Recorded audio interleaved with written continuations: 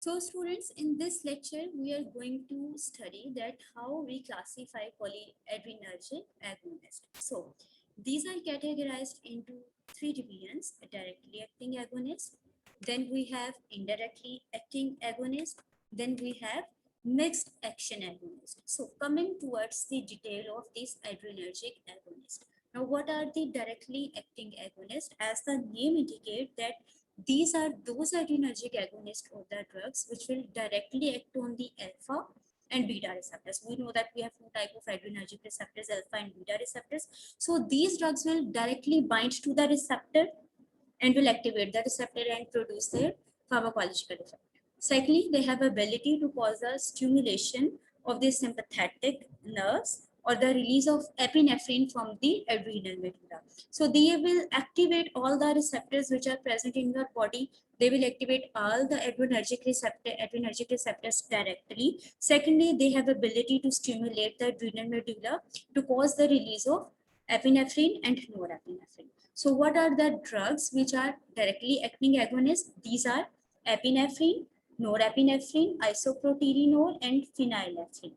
Then coming towards the indirectly acting agonist.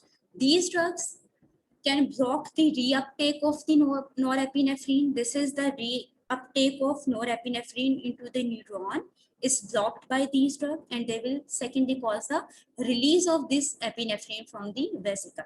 So these were the indirectly acting drugs. So what are the examples of these drugs? These include cocaine and amphetamine. So coming towards the mixed action agonist.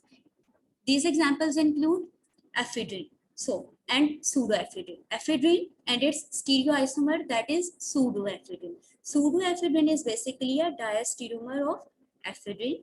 What are diastereomers? Diastereomers are the non-mirror images or the non-identical stereoisomers. So both of these are the examples of the mixed action agonist that has ability to both directly activate the adrenoreceptors. Secondly, they have ability to cause the release of the norepinephrine. So now these are the figures which are representing the structure of phenylephrine. This is epinephrine. In case of epinephrine, on this nitrogen, we have CH3 group. Similarly, in the phenylephrine, we have this CH group. But this catechol ring in the case of epinephrine contains both OH groups at position number 3 and position number 4. While in case of phenylephrine, we have this OH group at only position number 3. In case of norepinephrine, we have this H group, while in case of epinephrine, we have this CH3 group. In case of ephedrine, we don't contain the OH groups at the benzene ring. So coming towards the isoproterenol, we have this isopropyl group at this nitrogen. We contain both the hydroxyl groups. While coming towards the structure of the dopamine, we have both of these hydroxyl groups, and we have this NH2 group.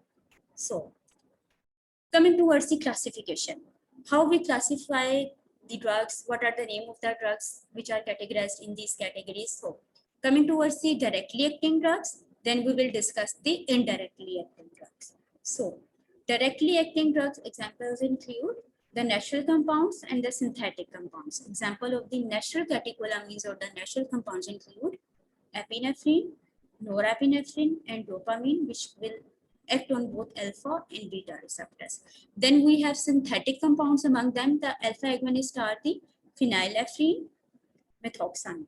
Then we have clonidine, xylazine, the tomidine. We have meditomidine. Then we have beta agonist, isoprenaline. We have dobutamine. We have salbutamol. We have terbutaline, clenbuterol. So coming towards the indirectly acting drugs, among them, the examples are, or the subcategories are releasers, reuptake inhibitors, and monoamine oxidase inhibitors. These releasers include thiamine, amphetamine, and ephedrine. These are actually also the mixed action drugs. Then we have reuptake inhibitors. We have cocaine, imipramine. Then we have monoamine oxidase inhibitors. We have phenelzine, isocarboxazide. We have trenyl cypramine. So these were the examples. So in this lecture, students, we have discussed the classification of the adrenergic agonist, we discussed that we classify these into directly acting drugs and the indirectly acting. These drugs can directly activate your receptors. These drugs can enhance the release of the epinephrine. These drugs can block the reuptake into the neurons as well.